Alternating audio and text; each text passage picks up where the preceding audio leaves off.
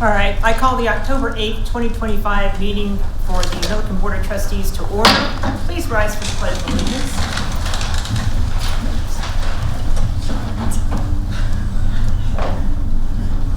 I pledge allegiance to the flag of the United States of America and to the republic for which it stands, one nation, under God, indivisible, with liberty and justice for all. No, we don't have nameplates, but I think we know who we are.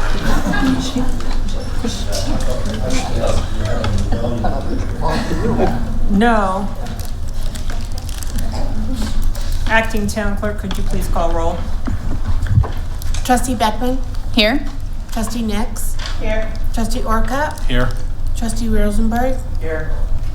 Trustee Wakeman? Here. Mayor Pro Tem Dean? Here. And Mayor Austin. Here. Thank you.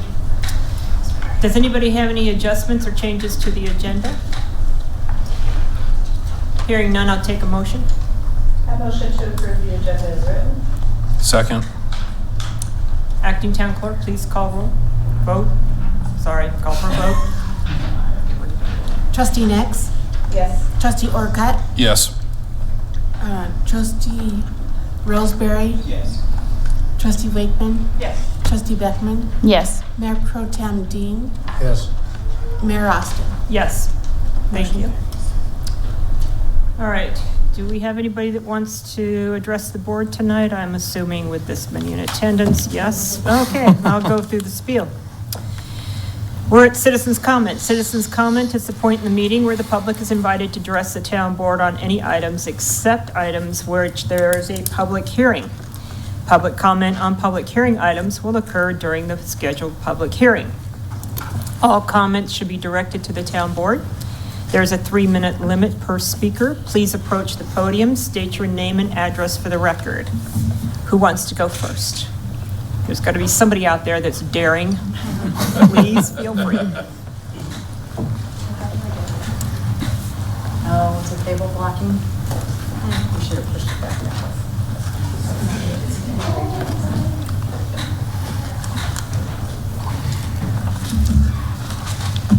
Good evening, Mayor and board members. My name is Jessica Pancost, and I want to thank you for the opportunity to speak tonight. I respectfully ask the board to reconsider funding the paving of County Road 44.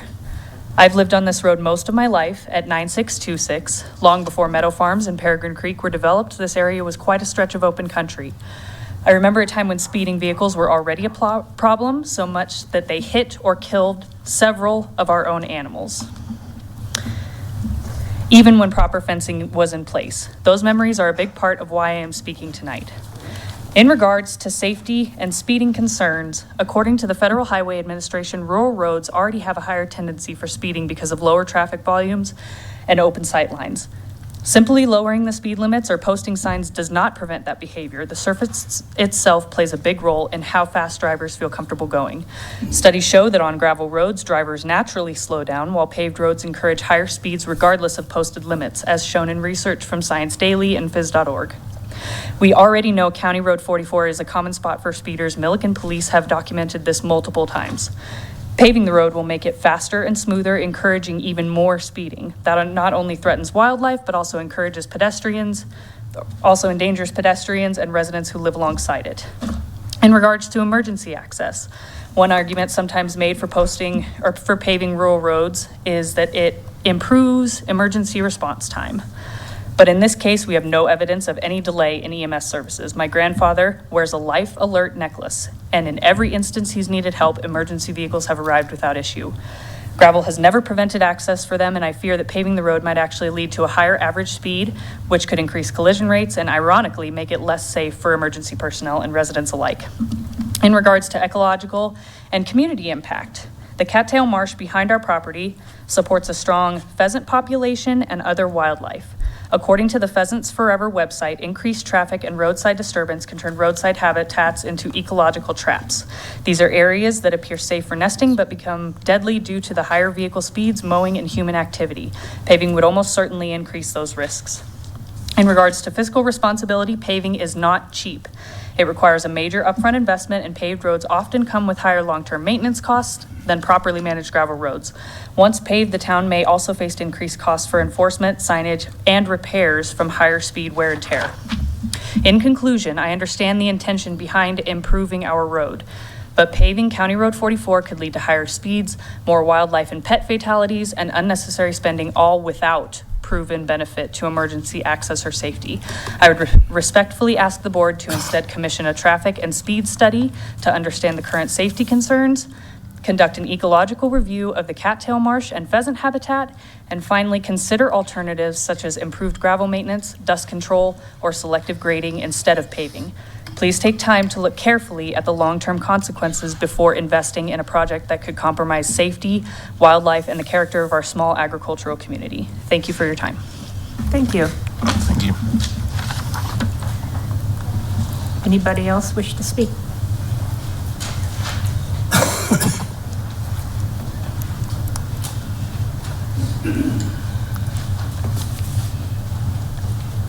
Randy Helser, live at 9481 Meadow Farms Drive.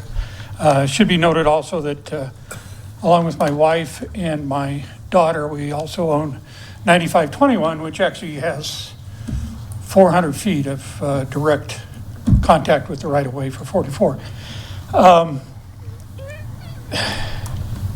The idea that we're going to somehow stop the growth, the traffic by leaving it paved is, I find that very hard to comprehend. And I guess I would just use history to argue that.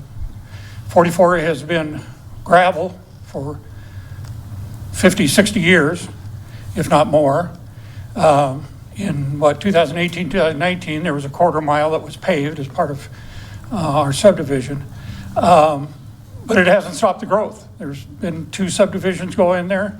There's multiple businesses that either front on 44 or are adjacent to 44, all causing traffic. Those aren't going away, and that's not going to reduce.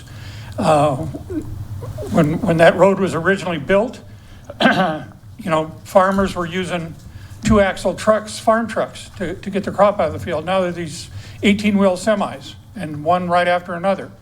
Oil and gas in there, all using that road. That's not going away by us not paving it. And by it being unpaved, that amount of traffic and the size of the trucks create even a more problem, because that road was not designed for it. It was not engineered for the type of use it's getting. And every day, and in this case, every year we go without addressing the problem, takes out more, puts more dust in the air that goes into our yards and into our lungs, harder on our cars year after year, alignment with the washboarding that happens within 2 days of grading. The road has significant washboarding again. And just this last wet period that we had just a few days ago or a couple of weeks ago, it was a quagmire. You couldn't run 10 miles an hour and do it safely. All of that is going to lead to problems.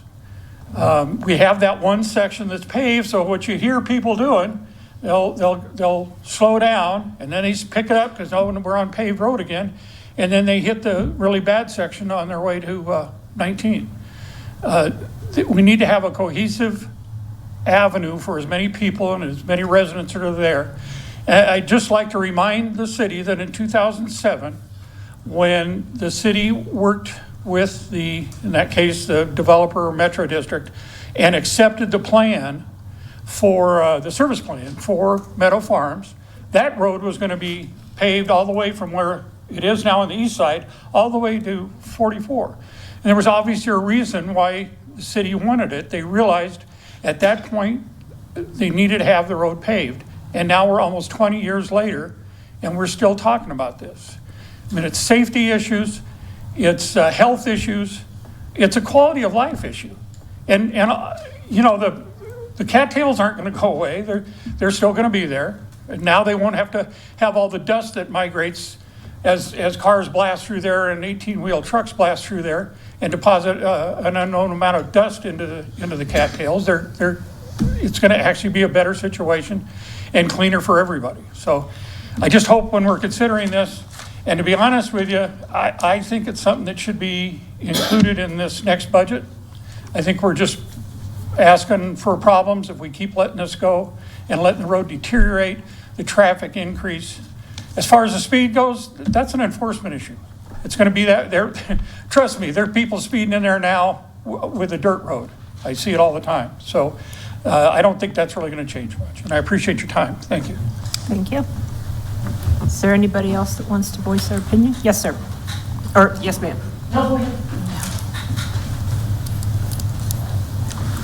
Hello, everyone. Alan Hummel, 9220 Meadow Farms Drive at Meadow Farm Subdivision. And thank you for allowing me a few minutes of time here. I think the argument for whether this road needs to be paved or not should have gone back to the time when the property was developed. That's when the argument should have been made, because that's when the decision was made to allow the subdivisions to go in. And when that happens, along with that comes infrastructure.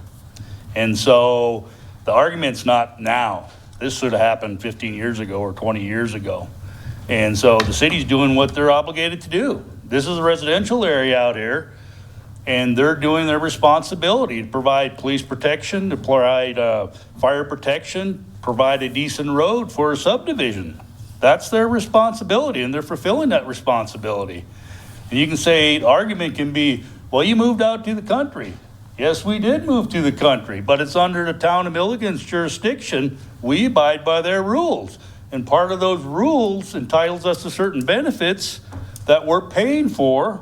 And like I say, the city is being responsible. They're doing what they're required to do based on what the situation is. So the argument's not today. The argument should have been 15 years ago, allow the subdivision or not allow the subdivision. And the subdivision is there. So now you have to fulfill your responsibility, which is what the city is doing by providing a decent road to service this area. So that's my 2 cents on that. Thank you very much. Thank you. Ma'am? Thank you.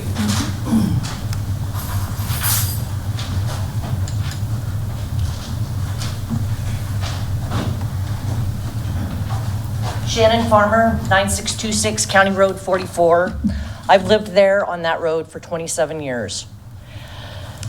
I want to just address some of the previous comments about issues that were brought up in previous meetings. The biggest one that they thought was that the road conditions might give emergency vehicles problems. I feel that that is a slap in the face to our EMTs and our fire protection, because they have the ability and know how to navigate any of these roads to get where they need to go. Another thing was brought up about washboards, that you could lose control on washboards. Well, if that's the case, then you're going entirely too fast in the first place. I've never lost control on a washboard, and it's speeding just makes washboards even more. But my big issue is that it's going to increase the speed astronomically through the whole deal if that is paved. Like my daughter said, we've had animals killed out there. We've had animals killed right in front of us, people speeding by and killing these dogs, or rabbits, or whatever, squirrels, that I have to go out and pick up off the road because it's just, because all that area is kind of, there's unincorporated Weld, and then there's Milliken, and it's kind of all scattered around. And I think something that should have been thought of is forethought. You moved into the country, I mean, this is what it is. So I really am very adamant that I really think that paving 44 is just a terrible, terrible mistake. So, thank you. Thank you. Anybody else? We're going to go through and let everybody at least have one turn. Yes, ma'am.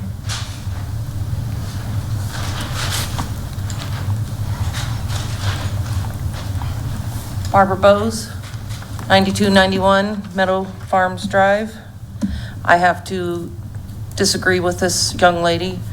I've lived out on a farm for over 27 years, not there, but animals are going to get killed. I don't care what. It was a very long dirt road, longer than that road ever was.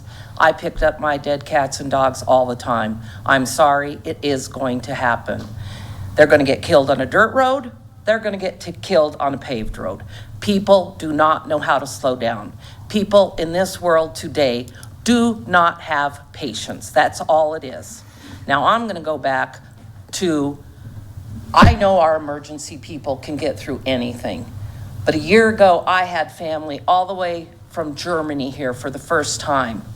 I was having big parties at my house, and my families all went home with disgusting vehicles and pulled up in my driveway with disgusting mud, because that road you could barely drive through with four-wheel drive vehicles because of the rain and the mud in September of last year. And I think we all discussed it last year with you guys, and that's why we want it paved. If you don't want to pave the other end, don't do it. But the quarter of a mile heading west, definitely. That road does not get taken care of at all. You guys can come out and your blade runner barely puts his blade down. And you know why? Because town of Milliken don't want to pay for new blades. So the next day you're out there and you're bumping around just again. My husband's in construction. We know how it works, and he's been in construction for over 40 years. So put a big thought into it of paving it. It will take a lot less money than going out there every week, every other week, more gravel, not gravel. The gravel gets pushed to the side by the blade runner, you name it. So that's all I have to say. Thank you. Thank you. Anybody else in the first round want to speak? Okay. Actually, she brought up what I was going to bring up about just doing the one end. If that's all we can get done. Okay. All right. No more citizens' comments? Oh, yes, ma'am.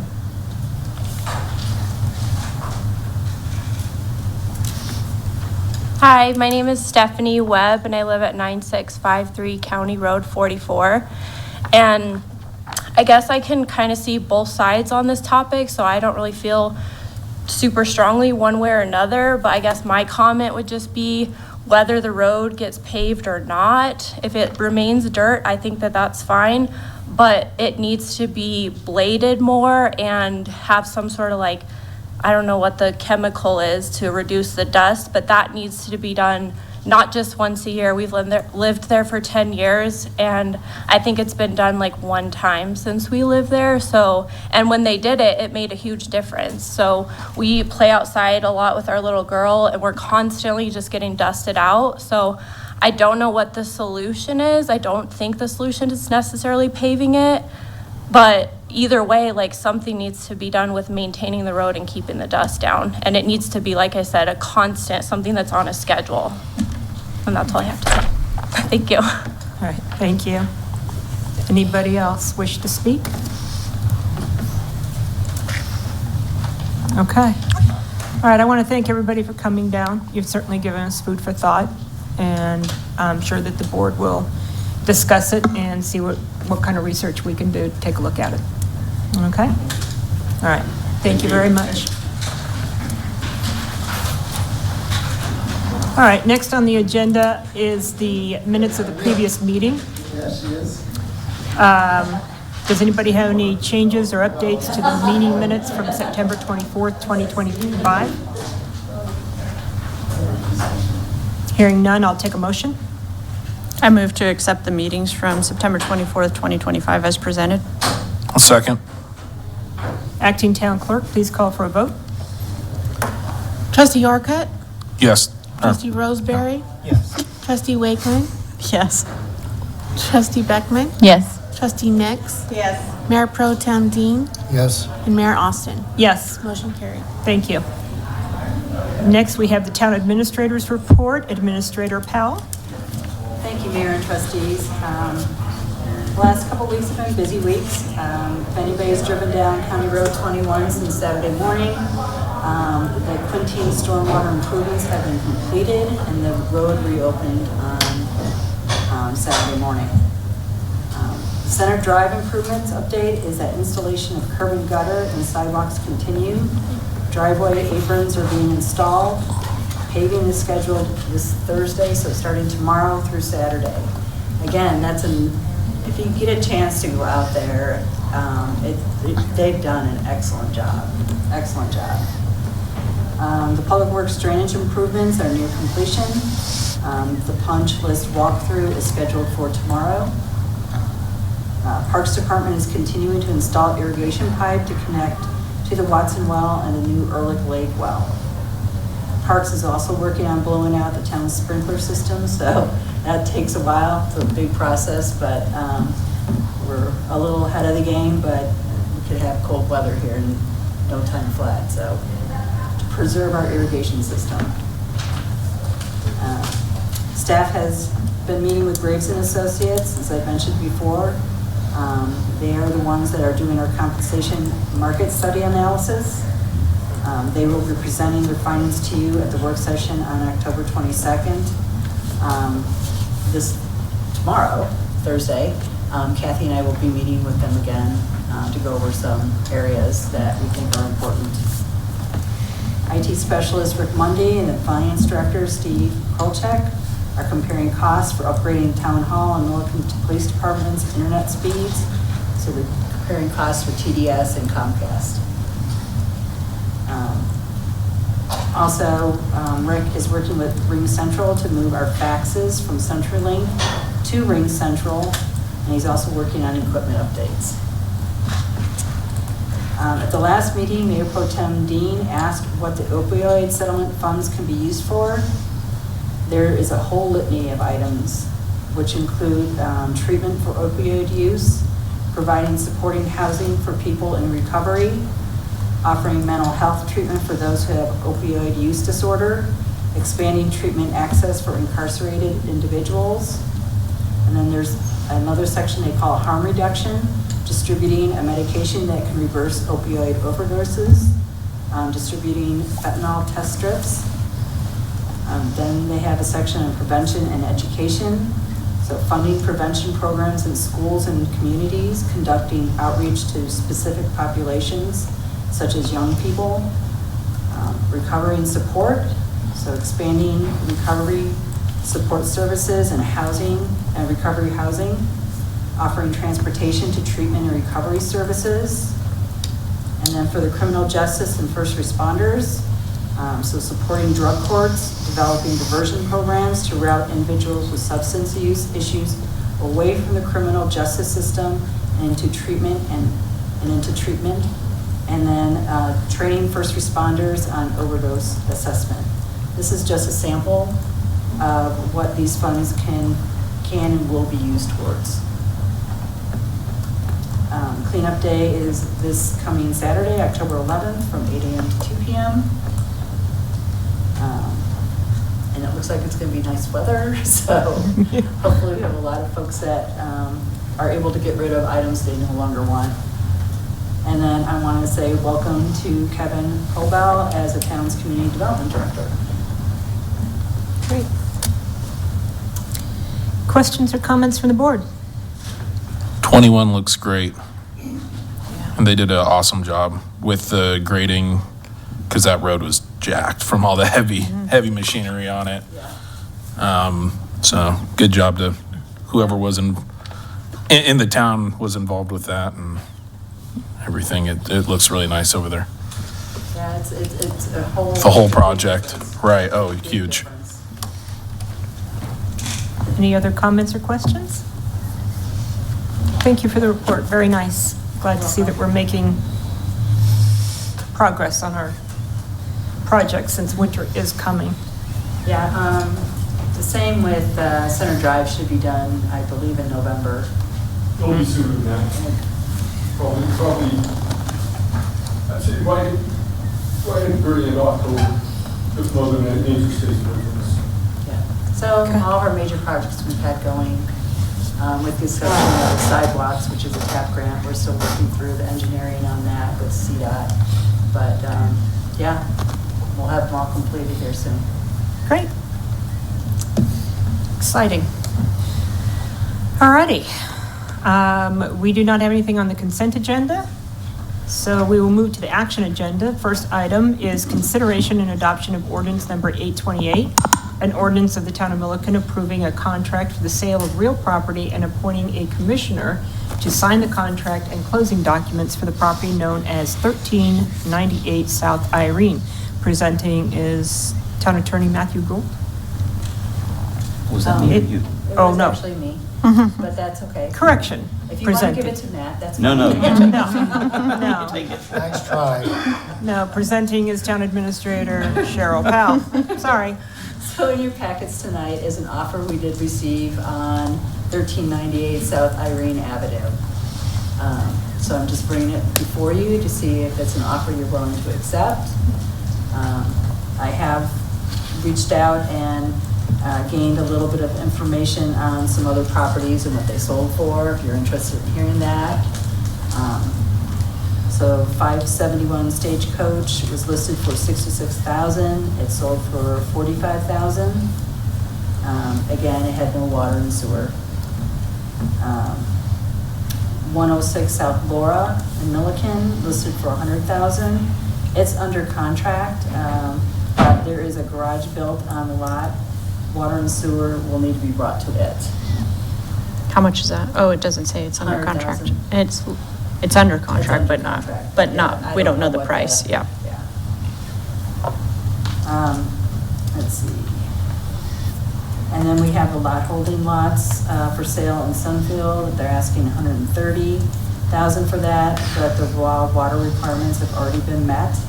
Water and sewer taps need to be purchased.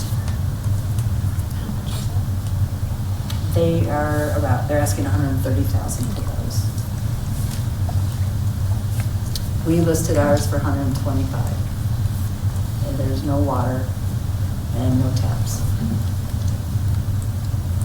Okay, questions from the board, starting with Trustee Beckman. And our offer is 40. Their offer is 40. So water and taps would be roughly 80,000. So or more, so even at 40, you're at 120, that's only 10 off from Sunfield, I guess, or more, right? So. Oh, Sunfield included the taps. Okay. Sunfield, no. No, That does includes- not. Oh, so some. But we're not getting that But it money. includes the water. But it doesn't- Just We're the not taps. getting that extra 80. Well, I understand that, but we're also not providing water Yeah, neither are with they. this. Sunfield's providing water, just not Yeah. the tap. Tap's different than the share. So tap, it would be Tap's like 10,000. 10,000. Got it. Yeah. Okay. Trustee Wakeman.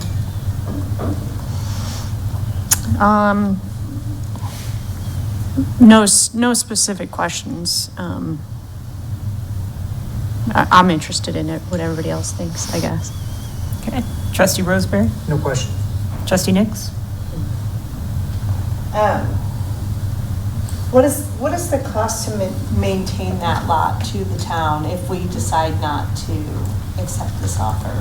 So we've been maintaining the lot for over a decade. Keith? We mow it every other week, and we do all the snow removal around on the sidewalk. Thank you. Mayor Pro Tem Dean. I have no questions. Okay. Is there any open discussion? I mean, there's the ability to counter, I guess, isn't there? If you wanted to. I think it's just a really low ball offer. Right. And it's our first offer in, right? Yes. The only offer, I'm assuming? It is the only offer. I think I included, maybe I didn't. I thought I did. It was supposed to be included in the packet. the property has been viewed over Yeah, 707 times. it was in there, yeah.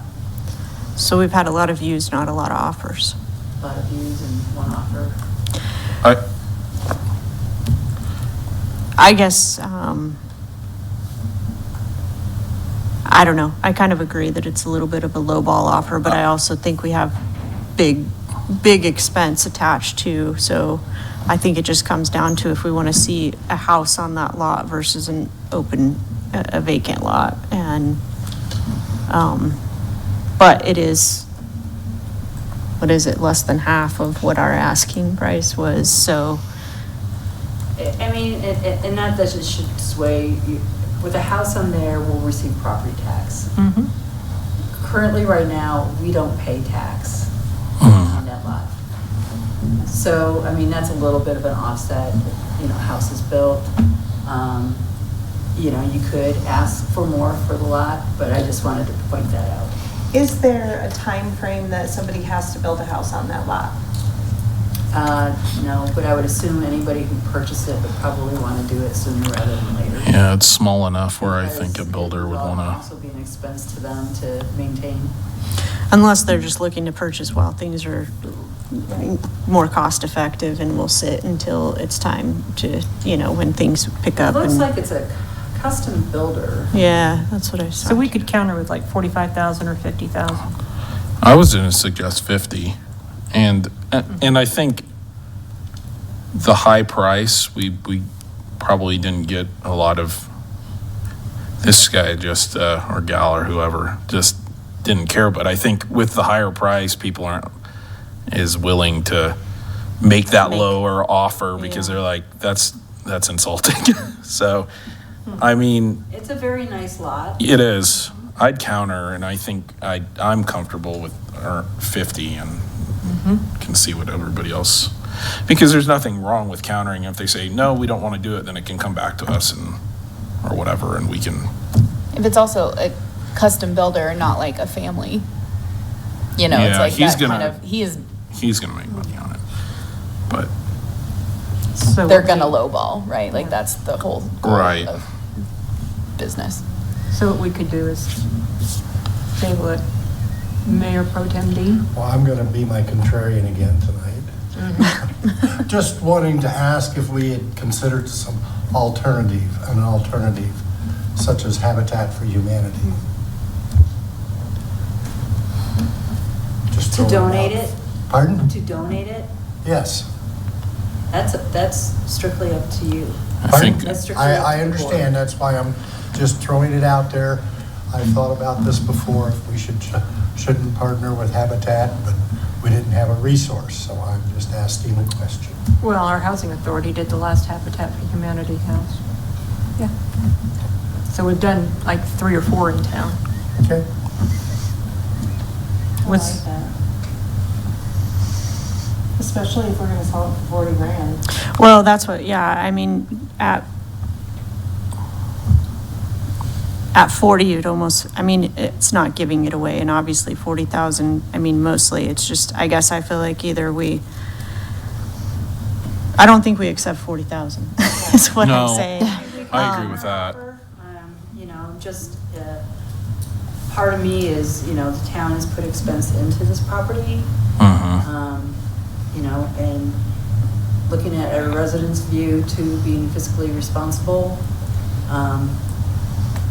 But I also understand encouragement for a builder to build for somebody as an affordable home. Yeah, I think we just don't want to be taken advantage of in order to do it, though. And Correct. that's a little bit what this offer feels like. But that's typical. Sure. Well, obviously, they're trying to make the best business decision they can, but our responsibility is elsewhere. So I can take a motion to table it in favor of countering the offer or in favor of discussing donation.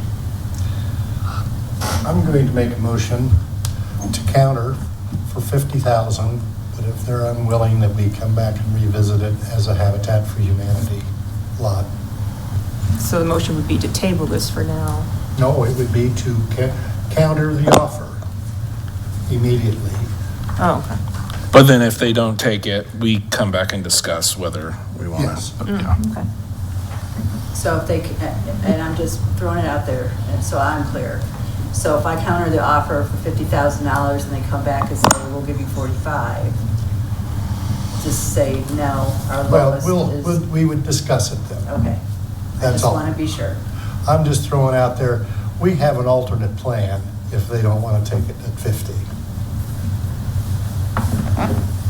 I think that's fair. I second. Acting Town Clerk, please call for a vote. Okay, I'm going to interrupt here just a second. So we're dealing with a statute that says that this property needs to be sold by ordinance. And so what we put in front of you is actually an ordinance instead of a resolution. It's an ordinance that takes immediate effect.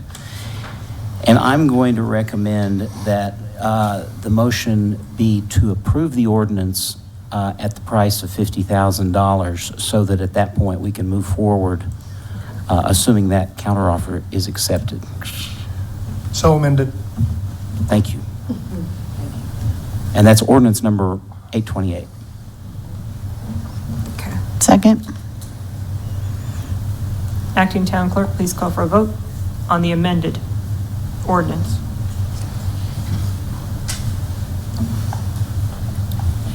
Sorry.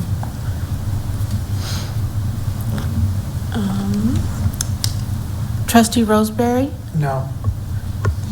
Trustee Wakeman? Yes. Trustee Beckman? Yes. Trustee Nix? Yes. Trustee Orcutt? Yes. Mayor Pro Tem Dean? Yes. Mayor Austin? Yes. Motion carried. Okay, thank you. Thank you. Okay, next item on the agenda is an ordinance of the Town of Milliken approving the use of utility-type vehicles on certain roads and streets within the Town of Milliken, presenting as Matthew Gould, Town Attorney. Thank you, Mayor Austin. What is before you is an ordinance that's been discussed by the board at the work session on, I believe, July 23rd. As we researched this and as we got close to presenting it to the board, we realized that there is a prohibition in the statutes against local registration. So the original draft had a local registration process built in, including inspection by the police department. We couldn't find a way around that statute, so we took out the local registration, and the result is what's in front of you now. I want to let you know, I got an email from Trustee Wakeman, and there is a typo in the definition for roadway. There is just a bit of text there that will be deleted in the final draft. If you read the definition of roadway, you can see towards the end that there's just some duplicate text. And then I'm going to answer one other question that Trustee Wakeman posed. The insurance provision was taken from another municipality. This was at the recommendation of the town prosecutor because the prior draft that we had used simply mentioned the automobile insurance standard, which doesn't really apply to off-highway vehicles. So with those clarifications, I'm happy to do my best to answer any questions. So, Okay. sorry, go ahead. Okay. Questions from the board, starting with Trustee Nix. Thank you.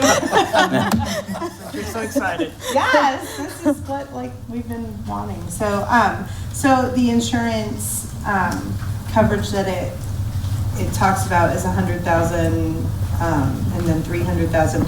So I have a side-by-side that I insure, and the state minimums for the side-by-sides are the same as what the state minimums are for automobiles. Okay. We just wanted to be sure that the language was specific to the insurance type. So Okay. I'm assuming these are the correct minimums, but if that's not correct, maybe they're too high. Are they too high? Yeah, they're too high. They're too high. Okay, well, we can adjust It's those. like 25,000 and like 10, or yeah, they're really, really low. 25,000 and 50 50. per incident. So, and then if there's more damage done like above and beyond that, and somebody needs to sue someone, then they sue someone. But. So happy. Sorry. So, and then there's a couple other questions that I have. So it mentions wearing a so let's do the foothold and the handhold. So side by sides, these UTVs, they're not ATVs. So they are not a four-wheeler or a motorbike. They are an enclosed vehicle with a roll cage and seat belts and seats. So I'm going to ask the chief to come up and answer some of these questions. Okay. We kind of divided efforts here, so Okay. these are some of his areas. And so they have floors, so there's not going to be a foothold because they have floors. It's not like a Motorcycle. like motorcycle or a four-wheeler, okay? Okay. And then for a handhold, you're strapped into a seat. Like mine, we have oh shit handles. Hey, Sorry. I'm sorry, poop what were handles. those? And some of them have a hand bar up front, but like there isn't, it's like, again, it's not a four-wheeler or a motorcycle. Okay. You're in an enclosed vehicle with a roll cage around you. So, Okay. so that's one. Okay. And then helmets. Would you wear a Yes. helmet inside a car? And that's, No. right, and there's not a helmet law on motorcycles in Colorado either, because I ride motorcycles. And so why would we require helmets to be worn inside an enclosed vehicle, was another question. I think though for less than 18 is what motorcycle law is though, correct? For, that you would require a helmet for 18, under 18. I don't remember. I believe. And that's so. what, Yeah. that's kind of what we based that piece off of state statute. So the driver wouldn't have to wear it. Right. But the passenger would. Now, I'm not sure, the ones that I've seen are open. I haven't seen any enclosed. There are some with doors and then some without. like Like mine hers has has doors. But Mine- not all. Mine doesn't But yours have has doors, but it seatbelts. does have seat belts and a roll cage. Yep. Okay. So there are some that are open? Open, but still roll cage seats and seat belts. That's Okay. just standard. Okay. And we're just looking at the safety piece for the passenger. I mean, a lot of these are for off-road, not public road. So I think that's kind of what So we're is looking the- at based off Is of the helmet law for all passengers or passengers under 18? passengers under 18. Oh, okay. Yes. And then, operating may not exceed the lesser of the posted speed limit or 35 miles per hour. And most of our streets are 25 miles an hour in town, but 35 is pretty quick. I think Inez is 35? Yeah. Inez is Inez 35. is 35, Yes. yeah. So I guess we gotta keep up the traffic, huh? Yeah. Anything else? So I want to be sure that I capture any revisions, and this. So it does say 8-5-30, G, is anyone under the age of 21 must wear a helmet. So that is changed to 18? Yeah, Okay. who's riding as a passenger, but we were just talking about 18, under 18. So that needs to say. Yes, you're correct. You're correct. Okay.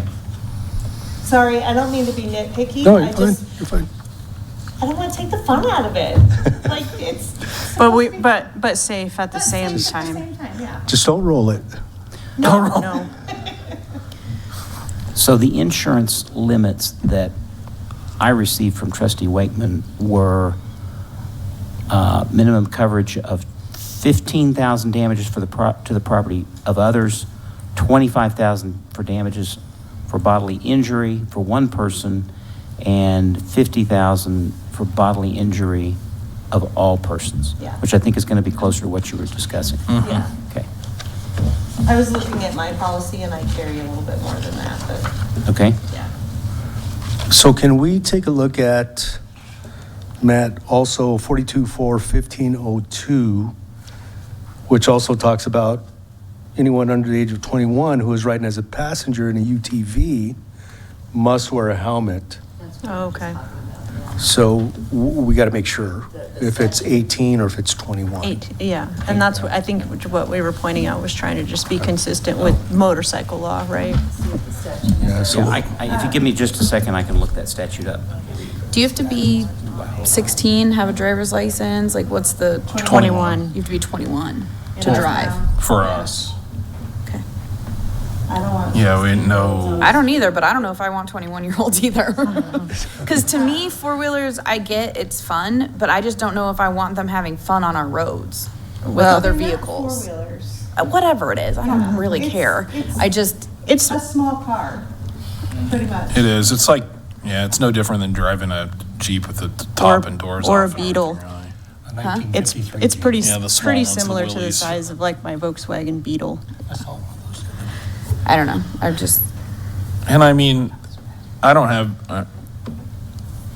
any issue with upping the age either. I just don't know if you get that much more mature from 21 to 25 or whatever the rental car age is. I mean, Well, no, mostly you just I, can drive to the bar then and then drive home. I feel like with the age, maybe it helps our police officers identify, there's a big difference between what a 16-year-old looks like and a 21-year-old. Once you hit 21 to 25, it's going to be difficult, for you guys to identify, and so I think that differentiation in my mind helps you guys identify maybe who should be driving and who shouldn't be driving. I don't know if you would agree with that.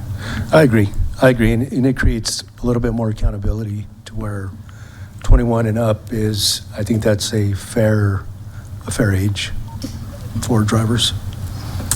So the age in, this is a motorcycle regulation, and the age in section 42-4-1502 4.5 is 18. Each person under 18 years of age is wearing a protective helmet of a type. So that's the motorcycle statute. Yep. So we'll stick with 18? If you're okay Yes, with that. Yes. Yeah. Yep. And then Mindy and I were talking about adding something in here about like child safety seats. If the law in a car requires a child to be in a safety seat, then they need to be in a safety seat in the side-by-side, whether it's a booster or a full safety. Okay. So, because seatbelts are seatbelts and none of them fit little kids. And that falls under the model traffic code as well, so Okay. yes, we can, since we adopted the model traffic code, we could definitely enforce that piece as well. Yeah.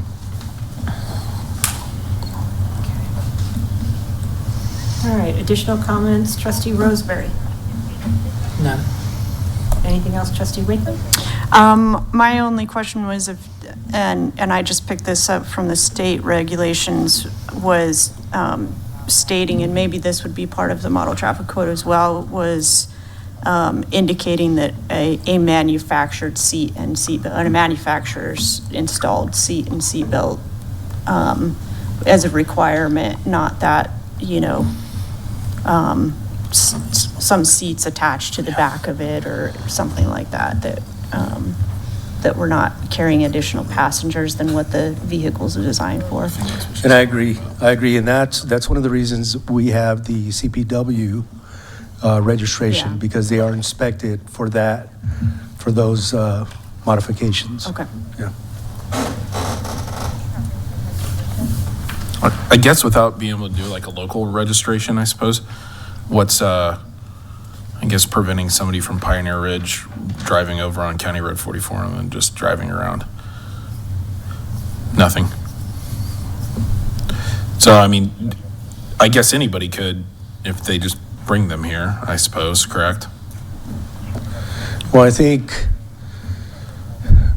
the CPW registration, it's a state law, so Right. they are required. If we do pull somebody over that's in one of the UTVs, they're not registered through the state, then that is a violation. Right. So we have the authority to Plus issue a insurance. summons or, And they have to abide by the law, Yes. whether they're from another town or not. They still Yes. need to adhere to our rules. Right. What's the law about the age to like get or to drive one of those? Oh, I it's, think it's 16. it's 16. Just a for- driver's yeah. license to get a registration and insurance and everything. My kids drive ours. Yeah. They're up in the mountains. Yeah, I just, But they ain't driving on their own. yeah, that's my thing is I feel like it could be opening Pandora's box, right? Like I feel like if we open this, I already see kids driving like four-wheelers on the roads at all times, like all the time in Settlers. So if we say, okay, you're good to do it, everywhere. Well, what's gonna keep them from breaking the law now, right? Like you just said, they're doing it anyways. And so. Yeah, I just think it's This gonna- is just gonna make it so law-abiding citizens can legally use their side-by-sides. Well, and it's explicitly not four-wheelers. I see them too. Yeah, but Do it.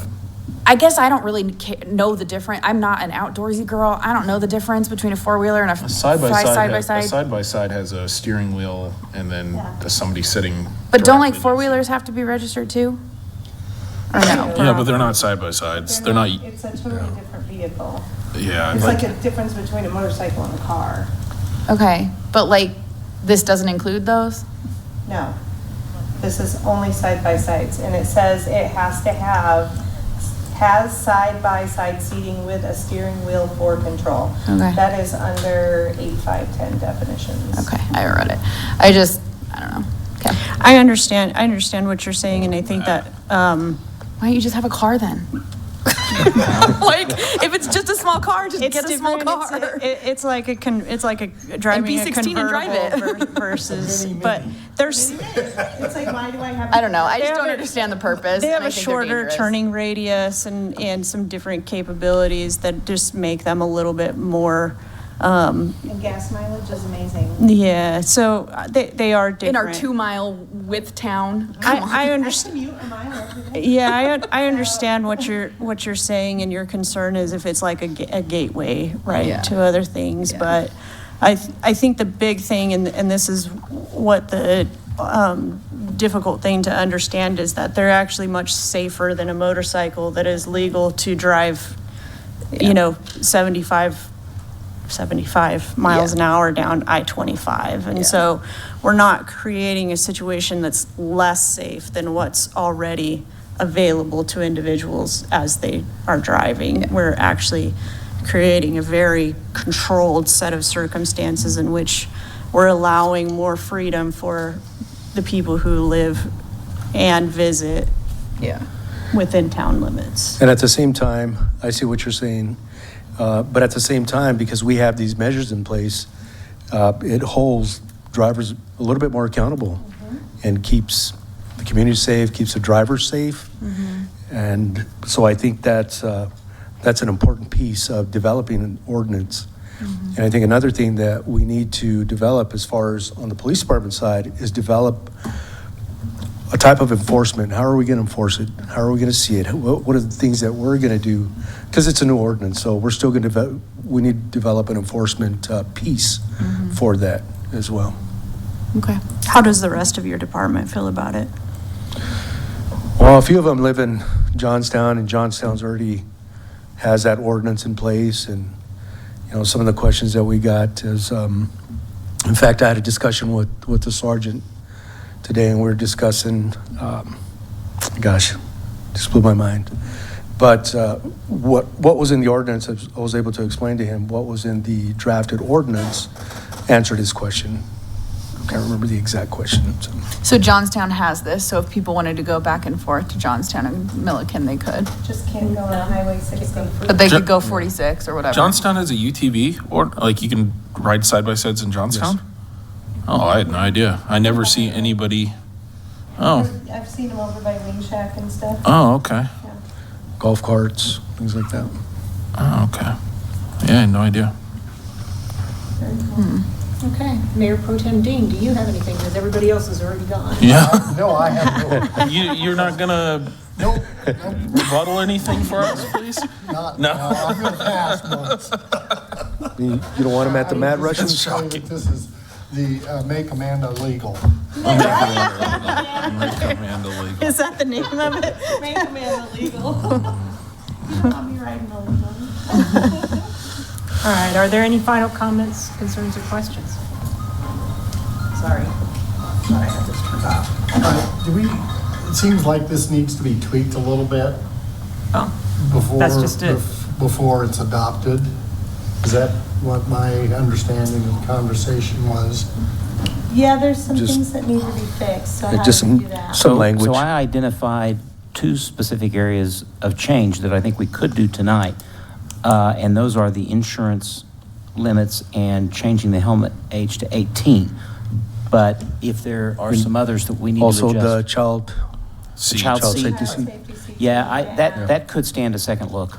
So, if I may, Mayor, I'm going to make a motion to table this to the October 22nd meeting. And actually, I'm sorry, I wanted to add something real quick because the chief did mention that you were gonna have to maybe not do research, but develop some policy for your department. And as I would understand it, the next meeting, if everything was fine and we passed it, then immediately people would start to drive or? 30 days. A month later. 30 days after publication. I just want to make sure that your department's ready to, enforce this before we pass something and then, 30 days go by and then people start zipping around on them and, there's chaos. Well, the nice thing with the timing of it is that there's going to be very few people who Yeah, are because it's winter. going to have a slow. Well, and you're not bound to 30 days. If you want to extend the effective date out from the approval of the ordinance, you could do that too. Right. I just want to make sure the chief's, comfortable once we pass it with Yeah, whatever time frame we have, so he can get his department in line ready, any training that they want before, the public's, driving them around. Yeah, that'll work. So far right now, I only know 3 people that have them, so not very, not very many. Oh, that's gonna So But I agree, One that it is going to change. we have a motion. Okay. Do I have a second? I second. This is the motion to table, correct? Yeah. Motion to table. Acting Town Clerk, please take a vote. Trustee Wakeman, Yes. Trustee Beckman, Yes. Trustee Nix, Yes. Trustee Orcutt, Yes. Trustee Roseberry, Yes. Mayor Pro Tem Dean, Yes. and Mayor Austin. Yes. Motion carried. So I would ask that you redline, send it out, and each individual person send their individual feedback back to you so that we can get it tuned up for the next meeting. Thank you. All right, do board members have any board reports of meetings that they've been to? Anything that's happening around town? I did attend the exciting work conference in Rio. Yes, how was it? They discussed air quality as usual. So, there you go. Yeah. Good or bad? Bad. Yeah. It's always bad. It's always bad. Okay. Any other reports? Okay, we have the written police report, so other than that, if there's no further business, I'll take a motion to adjourn. I motion to adjourn. Second. All in favor? Aye. Opposed? We're done. Thank you. You acted like you wanted to do